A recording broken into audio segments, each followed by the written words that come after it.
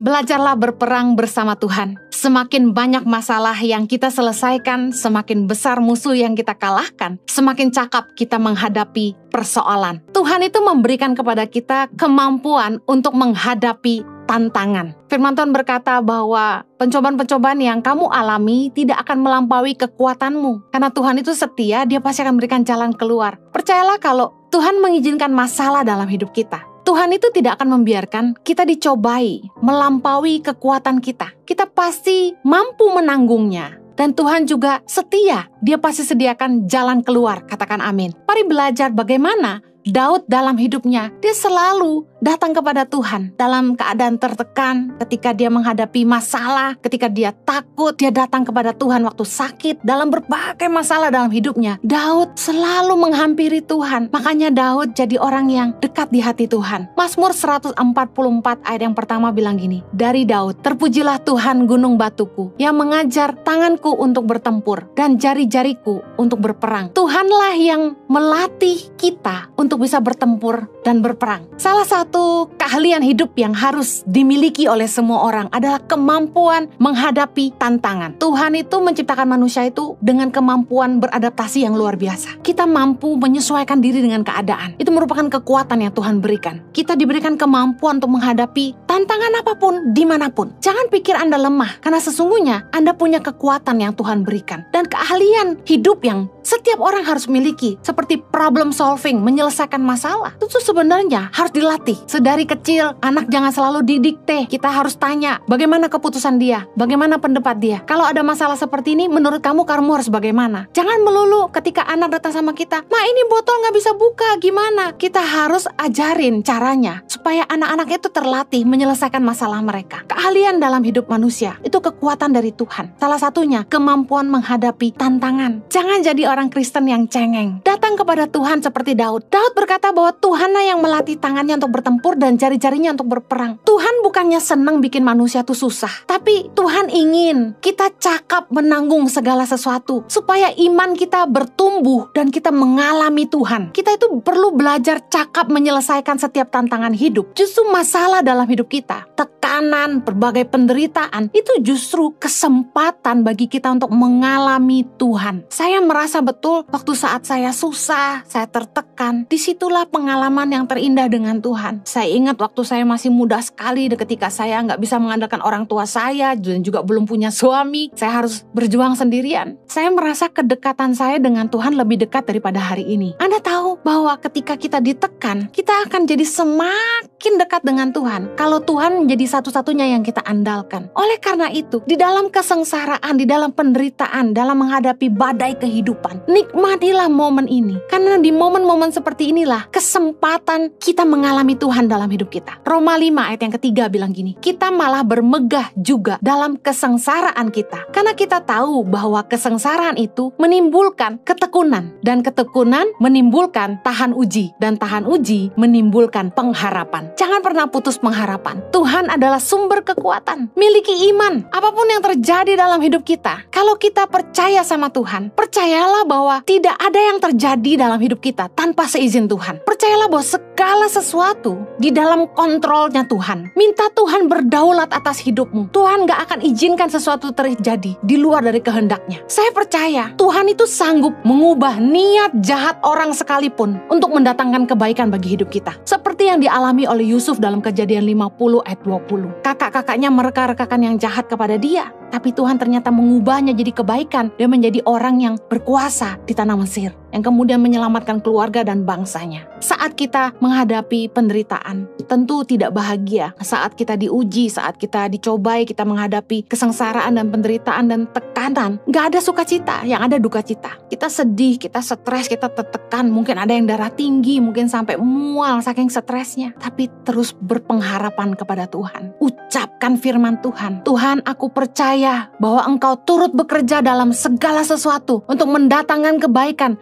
bagi aku yang mengasihi Engkau, bagi aku yang terpanggil sesuai dengan rencanamu. Bagaimana menemukan kekuatan? Percayalah akan kasih Bapa. Bukankah Dia Bapa yang mengasihi kita? Matius 6 ayat 31. Sebab itu, janganlah kamu khawatir dan berkata, apakah yang akan kami makan? Apakah yang akan kami minum? Apakah yang akan kami pakai? Semua itu dicari bangsa-bangsa yang tidak mengenal Allah. Akan tetapi Bapamu yang di sorga tahu bahwa kamu memerlukan semuanya itu. Orang yang khawatir tentang apa yang harus mereka makan, apa yang harus mereka minum, apa yang harus mereka pakai, dikatakan oleh Yesus bahwa itu adalah bangsa-bangsa yang gak kenal Allah. Mereka gak punya Tuhan, mereka gak punya iman, makanya mereka khawatir. Tapi kalau kita mengaku orang percaya, kita punya Bapa di sorga yang tahu bahwa kita memerlukan semuanya itu. Bedakan kemauan dan kebutuhan. Tuhan kasih yang kita perlu. Kalau kita percaya kepada kasih Bapa, kita yakin bahwa kita gak akan kekurangan. Saya dan suami sayang sama anak-anak kami. Sebelum mereka minta makan, saya sudah siapkan makanan. Sebelum mereka minta apapun, biasanya saya selalu tanya, what do you need? Kalau kita percaya Tuhan mengasihi kita, Tuhan pasti pelihara kita, Dia peduli sama kita. Matius 7 ayat 11 bilang gini, jadi jika kamu yang jahat tahu memberi pemberian yang baik kepada anak-anakmu, apalagi Bapamu yang di sorga, Ia akan memberikan yang baik kepada mereka yang meminta kepadanya. Tuhan tuh mungkin udah gemes sama kita ya. Kalau kita yang manusia yang jahat aja bisa memberikan pemberian yang baik buat anak-anak kita, apalagi Bapa yang di sorga. Masa sih Bapa gak kasih kita yang baik?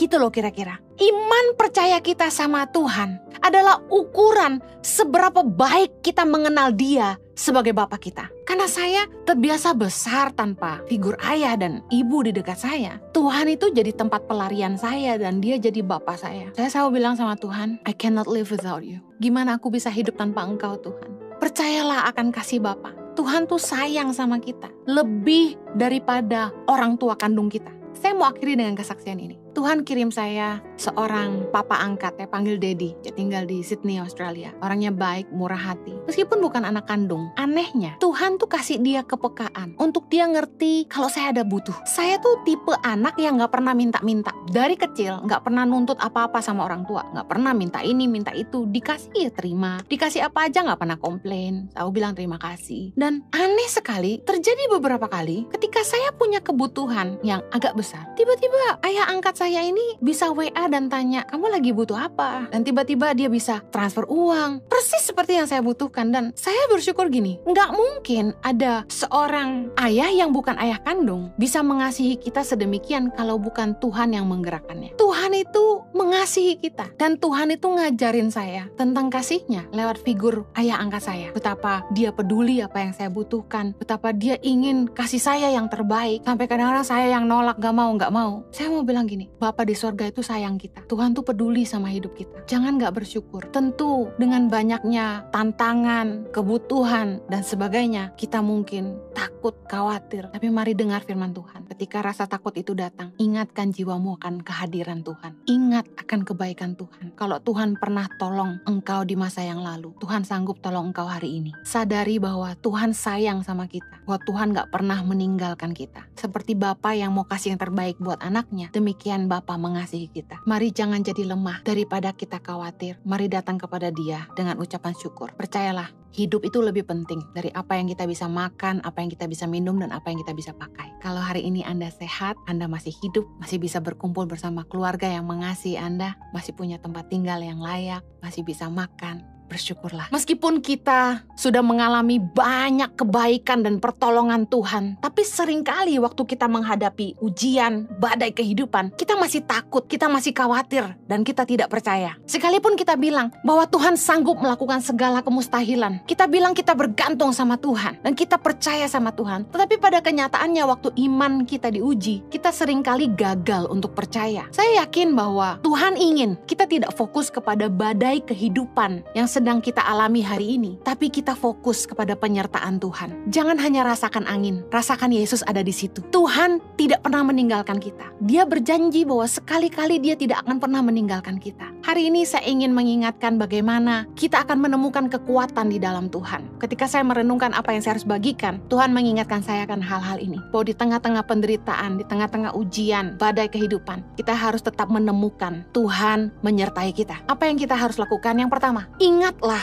akan kebaikan Tuhan. Saya percaya pengalaman dengan Tuhan adalah sumber kekuatan. Daud di dalam Mazmur banyak menceritakan kehidupannya kepada Tuhan. Dia menuangkan isi hatinya apapun yang dia rasakan kepada Tuhan. Dan di dalam Mazmur 116 ayat 7 dikatakan gini, kembalilah tenang hai jiwaku, sebab Tuhan telah berbuat baik kepadamu. Saya yakin dalam keadaan ini Daud pasti merasa khawatir, panik, bingung. Tetapi Daud memerintahkan kepada jiwanya, kembalilah tenang hai jiwaku, sebab Tuhan telah berbuat baik kepadamu. Kita juga harus melakukan yang sama. Ingatkan kebaikan Tuhan yang telah Ia lakukan dalam hidup kita. Kita harus perintahkan kepada jiwa kita yang gundah gulana bahwa hey, Tuhan telah menolong engkau, Tuhan sanggup tolong engkau lagi. Tuhan setia dan tidak pernah meninggalkan hidupmu. Tuhan sanggup melakukan apapun. Bahwa Tuhan sanggup bekerja melampaui semua apapun yang kita sanggup pikirkan maupun doakan. Mari kita belajar dari Daud bagaimana dia membangkitkan imannya. Kita harus membangkitkan iman kita dengan mengingatkan jiwa kita akan kebaikan Tuhan. Mazmur 103 dengan judul perikop, pujilah Tuhan, hai jiwaku. Ayat kedua berkata gini, pujilah Tuhan, hai jiwaku, dan janganlah lupakan segala kebaikannya. Dia yang mengampuni segala kesalahanmu, yang menyembuhkan segala penyakitmu.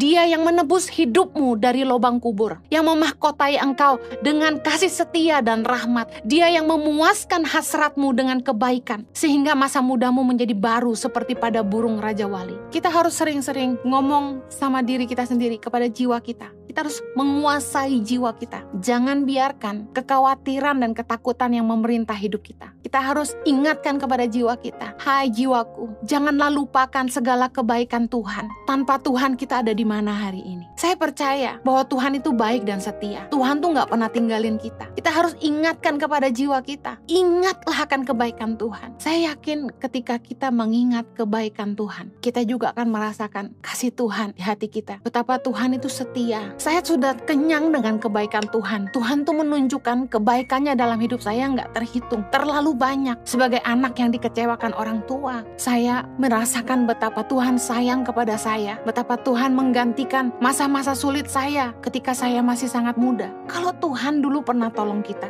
Tuhan sanggup tolong kita lagi. Jangan nggak percaya. Bangkitkan imanmu dan katakan, hai jiwaku, pujilah Tuhan.